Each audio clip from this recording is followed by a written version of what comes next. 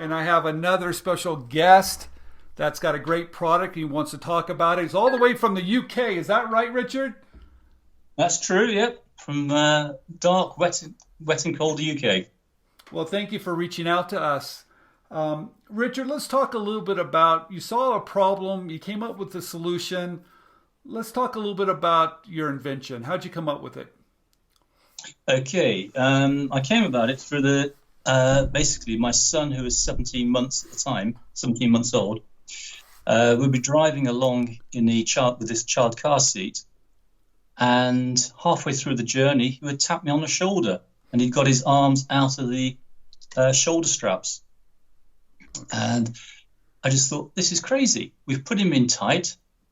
And I discussed it with my wife. We looked at it, let him have a run around, put him back in his car seat. And as we closed the car door, he did exactly the same thing. And I caught the design flaw in the child car seat.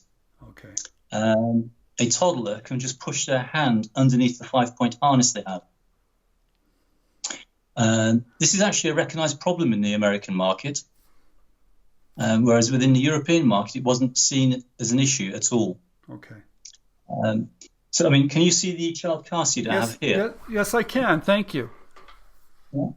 The design flaw in all car seats, and you have them in America as well, is this harness here is tight, but there's still this big gap for a child to push their hand through. Okay. Now, in American car seats, you have what we call a chest clip or a chest buckle. Okay. And that would fit across the straps. Now, those are illegal in Europe. So that wasn't an option for us at the time. Okay. But the very simple solution is where a child pushes their hand through is you simply shield it with a piece of material. So this is the solution we came up with.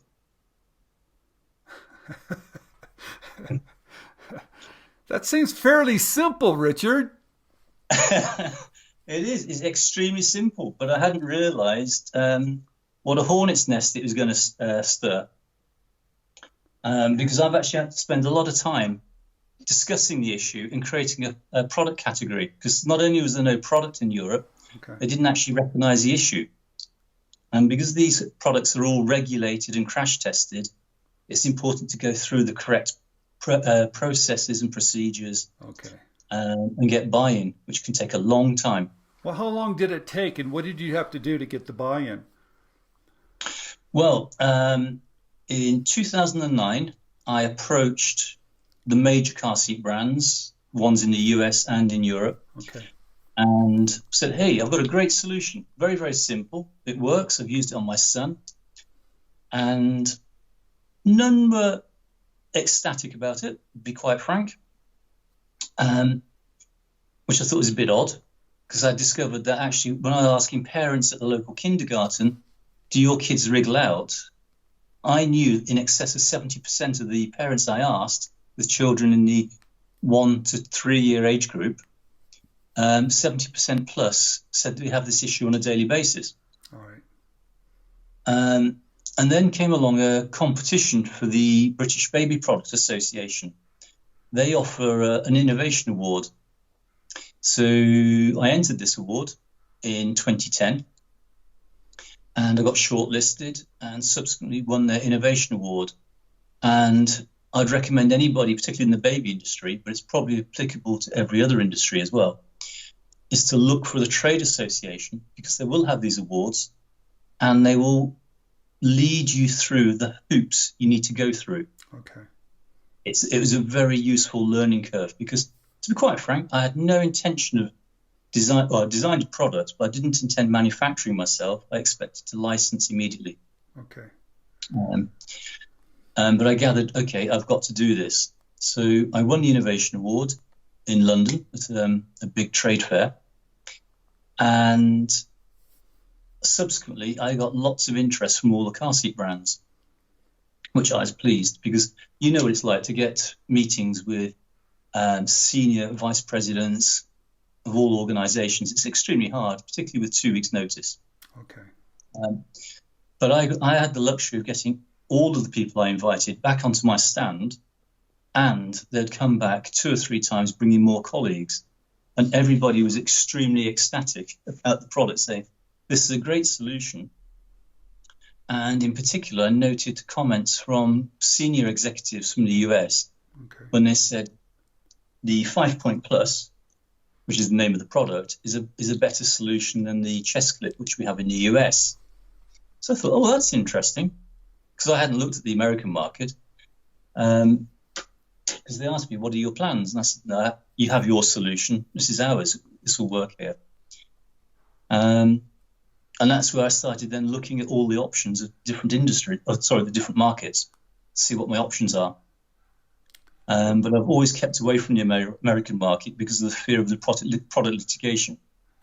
Well, congratulations. What a simple idea. And that's a great tip that you provided. Look at the trade association to see if they have any type of contest where you can apply for. And it seems like it worked for you. So who's manufacturing this for you? Are you doing it yourself, or did you license it now that you got the interest? No. I manufacture. In fact, I manufacture in the same plant as all the car seat manufacturers worldwide out in Thailand. That's interesting, isn't it? Yeah, it is. Like the view I took, they seem to be a nice bunch of people who work at the company. Okay. Very competitive in terms of costs, because obviously you need to ensure there's margins for the big retailers, margins for the distributors, and importantly, margins for yourself.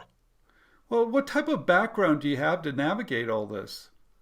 Not an unusual one. I've worked in a number of industries. I've worked in telecommunications, paper, food, and also the internet.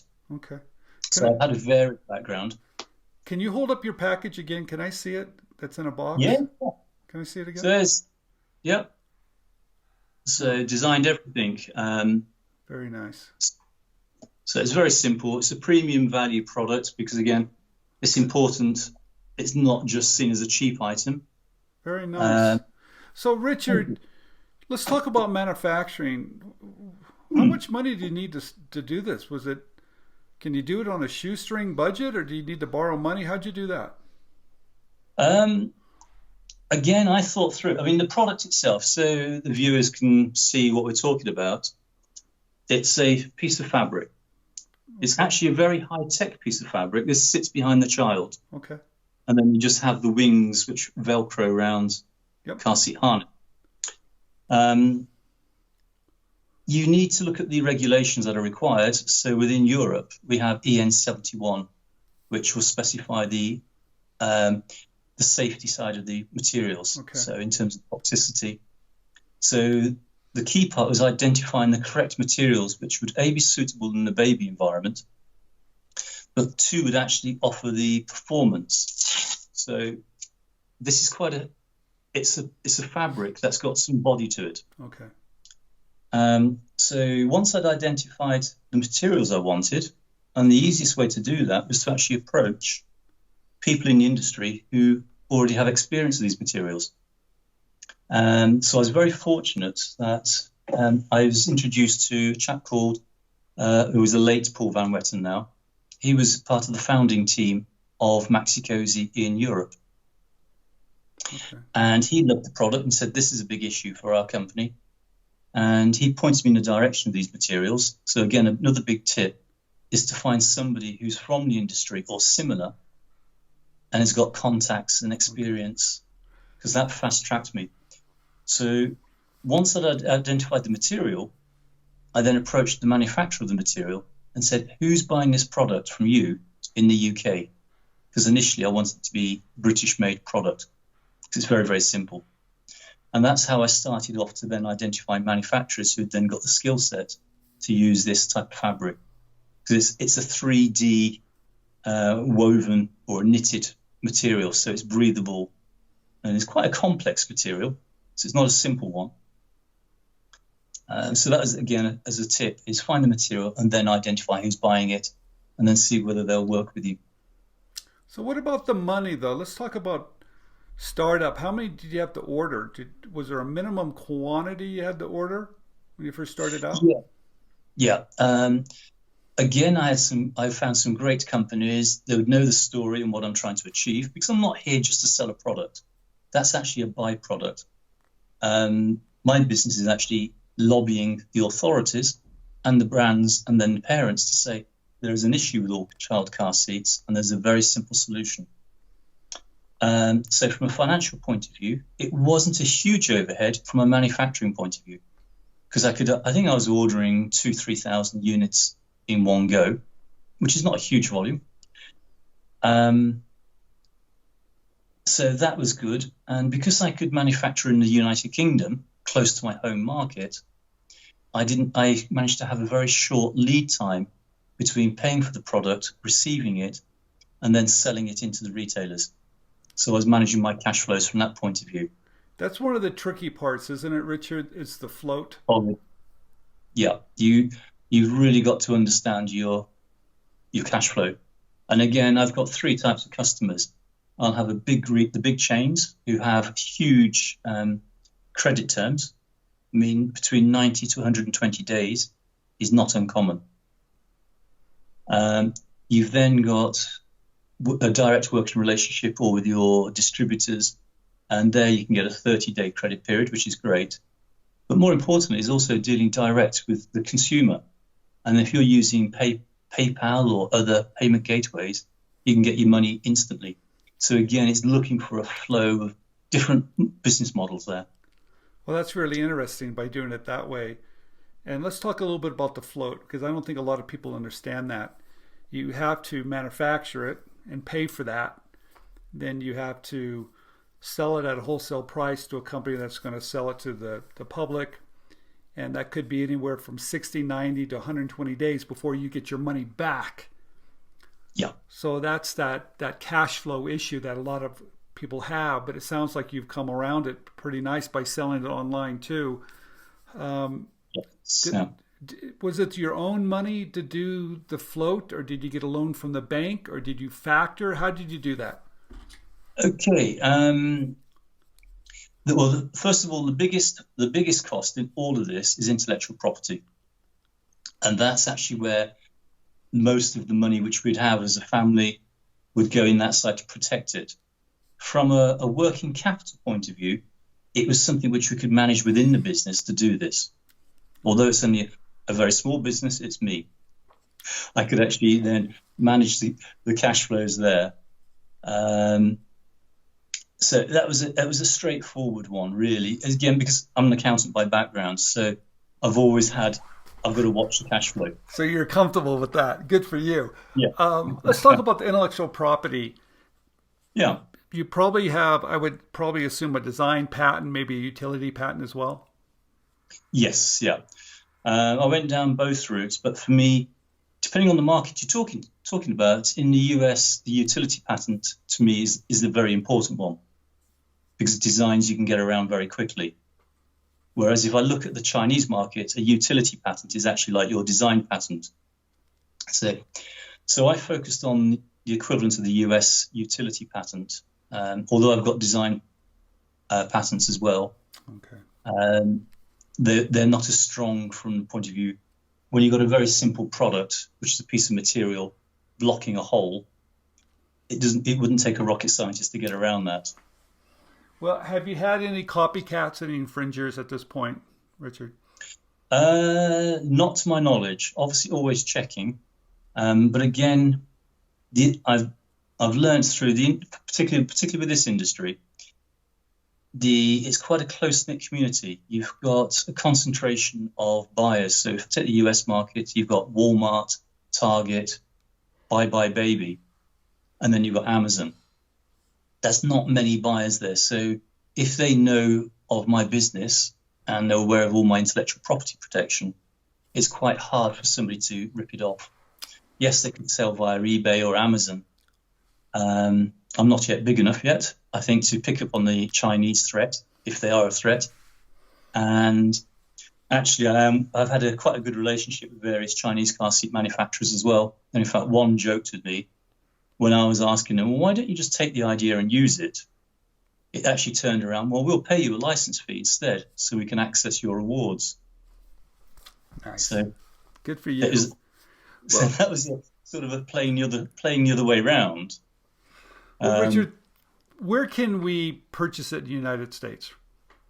You can't at the moment, but this is one of the plans for 2020, is to set up my company. So structurally, I'm happy from a liability point of view that I can sell a retrofit accessory, because you have a homologated product, which, to be fair with the American lawyers, they would have a field day looking to sue anybody in the food chain in the event of an accident.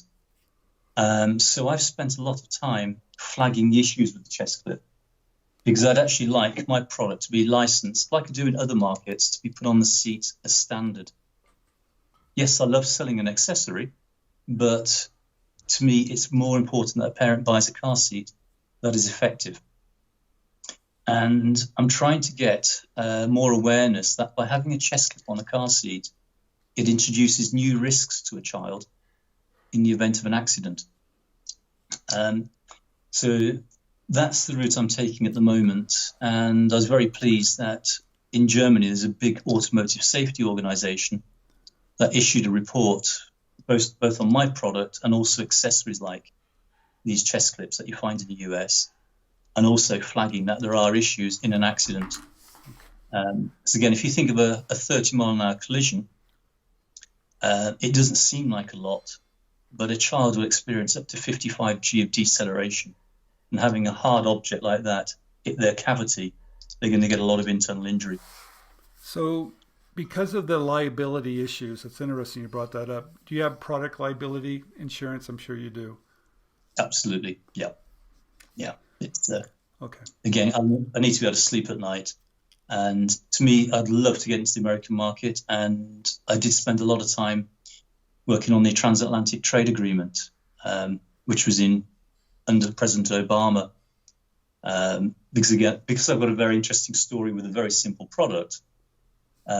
Europe got hold of this and said, could we use you as a case study to say how this could benefit American consumers? Because you've got the designs that are on standards that have to be met by brands. Whereas the transatlantic trade agreement that was being discussed 3 years ago would allow European designs to be sold in the US and conversely American designs in Europe. So it's quite a complex one. For a piece of material, it's a very complex area. I mean, I've won German Innovation Awards as well. We licensed to a European brand, and they put it on all of their car seats. They sell around Europe and China. All right. Well, Richard, thank you very much for coming on and telling your story. I think it's a great idea, brilliant. I know there's a lot of obstacles you've overcome, so congratulations. Okay, you're dealing in an area that, you're right, child safety is a big issue, but there's a lot of things you have to do correct. It looks like you're doing all those things, so congratulations. Well, thank you very much. And I'll continue following your hosts as well, because I always find them very interesting when you're off going around different trade shows. Thank you, Richard. Okay, well, thank you for your time, Stephen.